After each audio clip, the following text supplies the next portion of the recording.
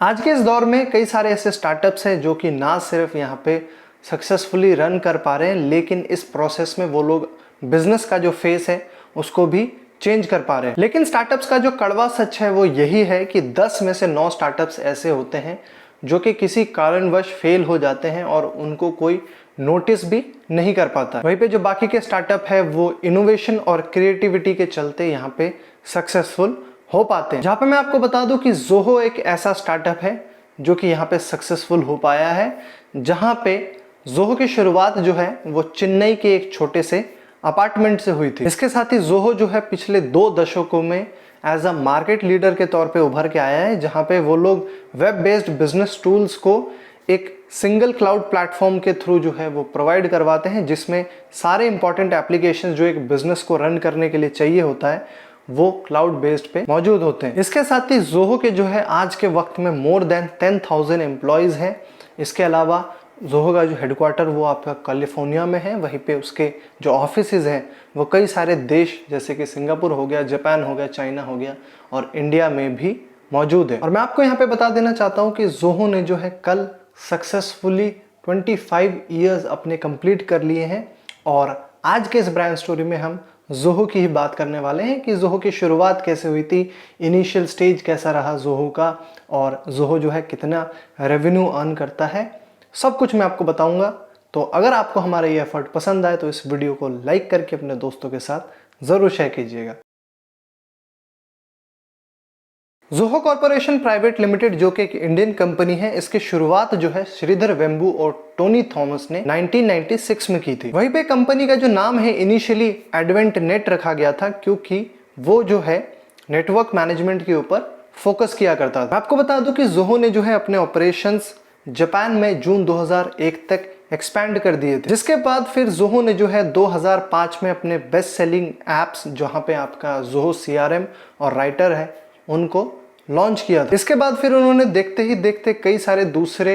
App जिसमें आपका Zoho sheet हो गया, Zoho creator, Zoho show, Zoho meeting और जोहो डॉक्स हो गया, वो भी उन्होंने रिलीज किए। और इसी के चलते साल 2008 तक जो है जोहो ने अपने 1 मिलियन यूजर्स का जो आंकड़ा है उसको भी कंप्लीट कर लिया था। जोहो ने जो है आज तक कई सारे प्रोडक्ट्स और सर्विसेज को इंट्रोड्यूस किया है, जहां पे उन्होंने जोहॉलिक्स को भी इस्टेब्लिश किया है। मैं आपको बता दूं जोहॉलिक्स जो है वो एक इंटरफेस है जहां पे आप जोहो के जितने सारे एप्लीकेशंस हैं उनके जो स्वीट है उनको एक्सप्लोर कर सकते हैं। इसके साथ ही 2014 में 13 मिलियन यूजर्स के साथ जोहो जो है वो one of the largest subscription businesses भी बन चुकी थी। इसके बाद फिर जोहो ने जो है देखते देखते अपने सर्विसेज बाकी के जो सेक्टर्स है उसमें भी फैलाई, जिसमें आपका सेल्स, फाइनेंस, कम्युनिकेशन और मार्केटिंग भी शामिल है। इसके अलावा कंपनी ने जो है एक ग्रेटर डिजिटल ट्रांसफॉर्मेशन लेके आई जब उनके 2019 में 50 मिलियन यूजर्स कंप्लीट हो चुके थे। और इसी के चलते फिर उन्होंने जो है जोहो रिमोटली को यहाँ पे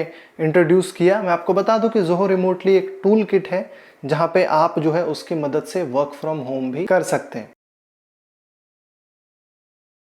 श्रीधर वेम्बू की जो अर्ली एजुकेशन है वो चेन्नई के गवर्नमेंट स्कूल में हुई थी, जहां पे उन्होंने तमिल मीडियम में पढ़ाई की थी और ये जो पढ़ाई है उन्होंने 10th स्टैंडर्ड तक किया था। इसके बाद फिर उन्होंने जो है अपनी ग्रेजुएशन IIT मद्रास से की। इसके बाद जो है फिर मिस्टर वेम्बू ने अपनी जो इलेक्ट्रिकल इंजीनियरिंग की पढ़ाई है वो 1918 में प्रिंसटन यूनिवर्सिटी से की। वहीं पे फिर 1994 में अपनी PhD कंप्लीट करने के बाद जो है मिस्टर वेम्बू ने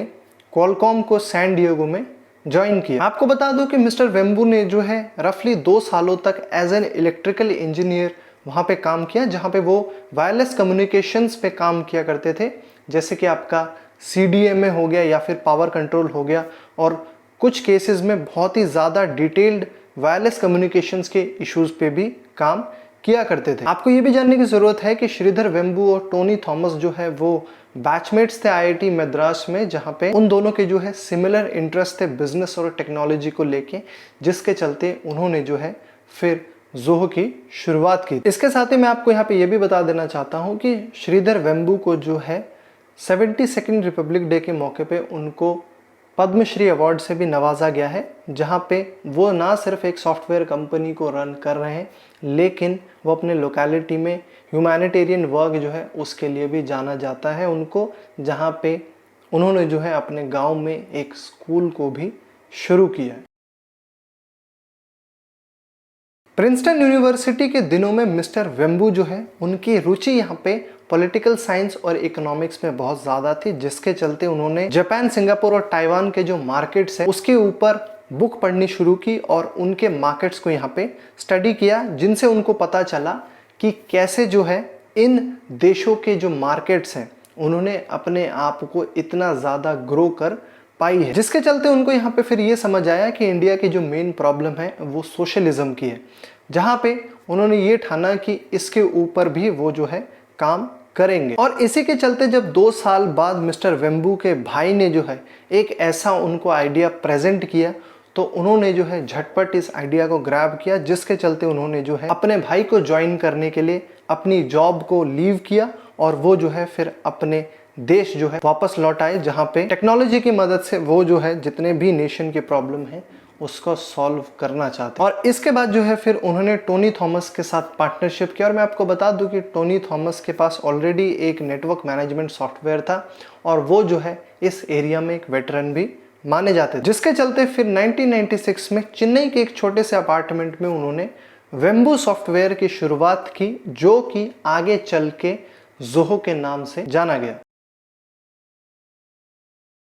ज़ोहो का जो बिजनेस है वो शुरुआत के पहले दिन से ही जो है बिना किसी एक्सटर्नल इन्वेस्टमेंट के चल रहा है, जहां पे उन्होंने जो इन्वेस्टमेंट करी थी इनिशियल वो अपने दोस्तों और फैमिली से ली थी। कहने का मतलब ये है कि ज़ोहो जो है वो एक बूटस्ट्रैप्ड बिजनेस है। वहीं पे श्रीधर की जो वाइफ है वो उस वक्त पे घर को संभाला करती थी और वो जो है अपने इस वेंचर पे काम करते थे। वहीं पे मैं आपको बता दूं कि टोनी ने जो है अपने जॉब से यहाँ पे बाय आउट ले लिया था, जहाँ पे वो लूसेंट टेक्नोलॉजीज नाम के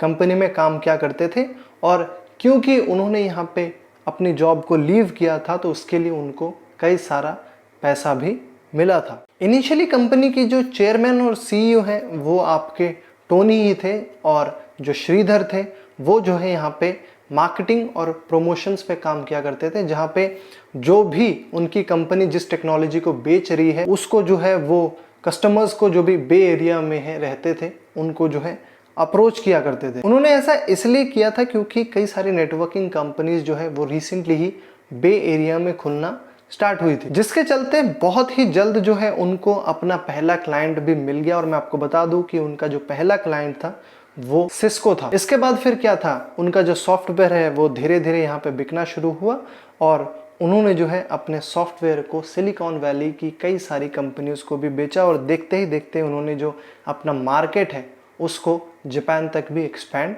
कर दिया। इसके साथ ही क्योंकि बिजनेस बढ़ रहा था तो उनके साथ कई सारे और भी लोग जुड़ गए, जहाँ पे उन्होंने जो है तकरीबन 115 इंजीनियर्स और 7 लोगों को यूएस से ही अपने बिजनेस में शामिल कर लिया था। वहीं पे आपको जान के इस बात की खुशी भी होगी कि ईयर 2000 में ही उनके जो इस सॉफ्टवेयर कंपनी ने $10 मिलियन इन रेवेन्यू जो है उन्होंने क्लॉक किया था। ज़ोहो जो है वो कई सारे प्रोडक्ट्स ऑफर करता है, जिनमें से zoho.com, मैनेज इंजन और वेब एनएमएस कुछ ऐसे प्रोडक्ट्स हैं जो कि कलेक्टिवली यहाँ पे SaaS प्रोडक्ट्स जो है वो कई सारे दुनिया भर के कंपनीज को ऑफर करते हैं। जहाँ पे zoho.com जो है किसी बिजनेस को बूस्ट करने के लिए जो जो चीज़ें चाहिए होती है उसमें जो है आपको देखने को मिल जाए। वहीं पे ज़ोहो जो है वो कई और सारे प्रोडक्ट्स जिसमें आपका CRM हो गया, सेल्स IQ हो गया, कैंपेन्स हो गया, मेल हो गया, चैट्स हो गया, एक्सेट्रा, ऐसे कई सारे प्रोडक्ट जो है वो ऑफर करता है। वहीं पे मैनेज इंजन जो है वो सिंप्लीफाइड IT मैनेजमेंट सर्विसेज और इनएक्सपेंसिव सॉफ्टवेयर ऑफर करता है, जो कि यूजर फ्रेंडली भी माना जाता है। इसके साथ ही वेब एनएमएस जो है वो ज़ोहो कॉर्पोरेशन का सर्विस प्रोवाइडर सॉफ्टवेयर डिवीजन, जहां पे वो लोग मल्टी वेंडर नेटवर्क मैनेजमेंट के लिए सॉल्यूशंस, इसके साथ सर्विस ऑर्केस्ट्रेशन और internet of things enterprise applications के लिए जो है वो उसमें स्पेशलाइजेशन रखते हैं। मैं आपको बता दूं कि ज़ोहो ने जो है यहाँ पे ग्लोबल रिकग्निशन पाने में कामयाब हुई है, जहाँ पे उनके प्रोडक्ट जो है वो आज के टाइम पे कई सारे बड़े कंपनीज जैसे कि Salesforce.com हो गया, माइक्रोसॉफ्ट हो गया, गूगल का जो क्लाउड हो गया, उनके साथ compete कर रही है। वहीं पे ज़ोहो ने जो है यहाँ पे ये सब इंडिया में बैठे बैठे करने में वो कामयाब हुई है, जहाँ पे बिना किसी एक्सटर्नल फंडिंग के मदद से वो इस मुकाम को हासिल कर पाई है। आपको यहाँ पे ये भी जानने की ज़रूरत है कि ज़ोहो ने जो है रिसेंटली ही एक इंस्टेंट मैसेजिंग ऐप जो है उसको मार्केट में उतारा है, जिसका नाम अराटाई रखा गया है। मैं आपको बता दूं कि अराटाई का मतलब होता है चिट चैट, जिसको तमिल लैंग्वेज में बोला जाता है। वहीं पे इस ऐप को उस वक्त पे निकाला गया जब व्हाट्सएप ने जो है अपने प्राइवेसी पॉलिसी को अपडेट करने के लिए यहाँ पे प्रॉम्प्ट भेजा था सबके मोबाइल में, जहाँ पे इस प्राइवेसी पॉलिसीज में ऑलरेडी कुछ खामियां थी, जिसके चलते लोगों का जो गुस्सा है वो व्हाट्सएप के प्रति काफ़ी ज़्यादा देखने को मिला था। और इसी के चलते बाकी के जो ऐप्स हो गए, जैसे कि आपका सिग्नल हो गया, टेलीग्राम हो गया, उनमें जो है बूम देखने को मिला था। मैं आपको बता दूं कि कंपनी जो है वो अपने फाइनेंशियल ज़्यादा रिवील नहीं करती है, लेकिन ब्लूमबर्ग की माने तो उनका ये कहना है कि ज़ोहो का जो मैनेज इंजन है उसका रेवेन्यू रफली 120 मिलियन डॉलर से ज़्यादा का है। वहीं पे ज़ोहो कॉर्प का जो ओवरऑल रेवेन्यू था वो आपका 2012 नवंबर में 200 मिलियन डॉलर से ज़्यादा का था। मैं आपको बता दूं कि इन नंबर्स में जो है over the time electrifying speed से ग्रोथ देखने को मिली है, जहां पे 2015 में उनके 12 मिलियन यूजर्स थे, वहीं पे जो उनका रेवेन्यू था टोटल वो आपका 300 मिलियन डॉलर से ज़्यादा का था। इसके साथ ही उनका जो रेवेन्यू है वो अगले साल यहाँ पे तगड़ी तरीके से जंप किया, जहाँ पे 2016 में उनके 18 मिलियन यूजर्स से ज़्यादा थे, वहीं पे जो रेवेन्यू था उनका वो 500 मिलियन डॉलर से ज़्यादा का बताया गया। जहाँ पे उनके जो यूज़र्स हैं वो कई सारे देश जैसे कि यूएस हो गए, यूरोप हो गए, वेस्ट एशिया और जापान में मौजूद है। आपको यहाँ पे ये भी जानने की ज़रूरत है कि ज़ोहो का जो प्रॉफिट है वो फाइनेंशियल ईयर 2019 में 26.3% से बढ़ा है, जहाँ पे अगर इसको फिगर्स में कन्वर्ट करें तो वो आपका निकल के आता है 516 करोड़ रुपीस। वहीं पे अगर ऑपरेटिंग रेवेन्यू की बात करें तो उसमें भी फाइनेंशियल ईयर 2019 में 37.1% की ग्रोथ देखी गई है, जहां पे फिस्कल ईयर 2019 में ज़ोहो का जो ऑपरेटिंग रेवेन्यू है वो आपका 3,308 करोड़ रुपीस निकल के आया। मैं आपको बता दूं कि कंपनी ने जो है तकरीबन 121.07 करोड़ का जो रेवेन्यू है वो सिर्फ इंडिया से ही अर्न किया है, जहां पे ये जो आंकड़े हैं वो जो भी सर्विसेज वो लोग एक्सपोर्ट करते हैं उसको एक्सक्लूड करके बताया गया है। ज़ोहो के जो है आज के वक्त में वर्ल्ड वाइड 60 मिलियन यूजर से ज़्यादा है, जहां पे उनके जो है कई सारे बड़ी कंपनियां जैसे कि आपका अमेजोन हो गया, लीवाई हो गया, फिलिप्स हो गया, वर्लपूल हो गया, ओला हो गया, शाओमी हो गया, वो उनके क्लाइंटेल में शामिल है। इसके साथ ही अगर ज़ोहो के 2020 के रेवेन्यू के आंकड़ों की बात करें तो ज़ोहो ने जो है 2020 में 590 मिलियन डॉलर्स का जो रेवेन्यू है वो यहाँ पे अर्न किया। मिस्टर श्रीधर वेम्बू का यहाँ पे ये कहना है कि जो कंपनी का फोकस है वो रूरल एरियाज में क्लाउड कनेक्टिविटी के डिस्ट्रीब्यूशन और एक्सपेंशन में रहेगा,